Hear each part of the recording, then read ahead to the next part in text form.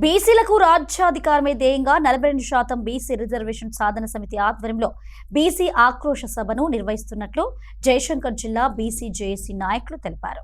ఈ మేరకు జయశంకర్ జిల్లా కేంద్రంలో బీసీ, ఎస్సీ, ఎస్టీ జేఏసీ నాయకులు బీసీ ఆక్రోశ సభకు సంబంధించిన కరపత్రాలను ఆవిష్కరించారు. ఈ నెల 15న కామారెడ్డిలో జరగనున్న బీసీ ఆక్రోశ సభను విజయవంతం చేయాలని పిలుపునిచ్చారు. కామారెడ్డి డిక్లరేషన్ సంబంధించి బీసీ ఆక్రోశ సభ నిర్వహించడం జరుగుతుంది. ఈ సభకు భూపాలపల్లి జిల్లా నుంచి వెళ్ళి బీసీ, ఎస్సీ, ఎస్టీ ప్రతి పల్లె నుంచి, ప్రతి మండలం నుంచి, ప్రతి జిల్లా నుంచి పెద్ద ఎత్తున తరలివచ్చి సభను విజయవంతం చేయవలసిందిగా కోరుతున్నాం. బీసీలు గత 78 సంవత్సరాలుగా నష్టపోతున్న విద్యా, ఉద్యోగ, రాజకీయ, ఆర్థిక రంగాలతో పాటు వ్యాపార రంగాల్లో అన్ని విధాలుగా నష్టపోతున్నారు. ఈ విషయాన్ని కాంగ్రెస్ పార్టీ కామారెడ్డిలో 42% రిజర్వేషన్ కల్పిస్తారని మేము అడగక ముందుకే వాళ్ళు ఇస్తా అన్నారు. కానీ మీరు ఇచ్చిన హామీనే నెరవేర్చమని మేము డిమాండ్ చేస్తున్నాం. ఈ డిమాండ్ నెరవేర్చడం కోసం మేము ఈ సభ నిర్వహిస్తున్నాము. ఈ సభలో అత్యధిక సంఖ్యలో పాల్గొని విజయవంతం చేయవలసిందిగా కోరుతున్నాం. జై బీసీ, జై బీసీ, బీసీఎస్సీ ఐక్యత.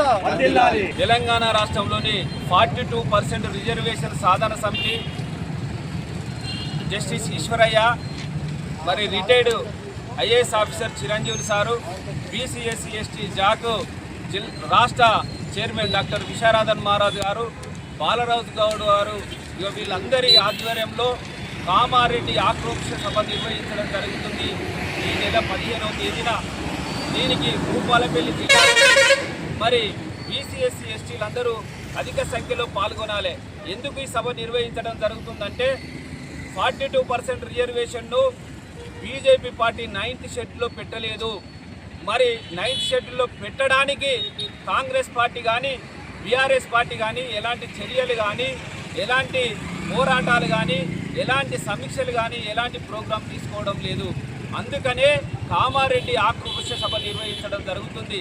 అందుకనే భూపాలపల్లి జిల్లాలోని బీసీఎస్సీ ఎస్టీ మిత్రులారా, మరి కామారెడ్డిలో జరిగే 15వ తారీఖు జరిగే ఆక్రోశ సభలో పాల్గొని మన మండలాలను, మన గ్రామాలను, మన జీవితాలను మార్చుకోవడానికి ఒక మార్గనిర్దేశకాన్ని తీసుకుపోవడానికి మరి మనం ఖచ్చితంగా ఆ సమావేశంలో పాల్గొనాలి.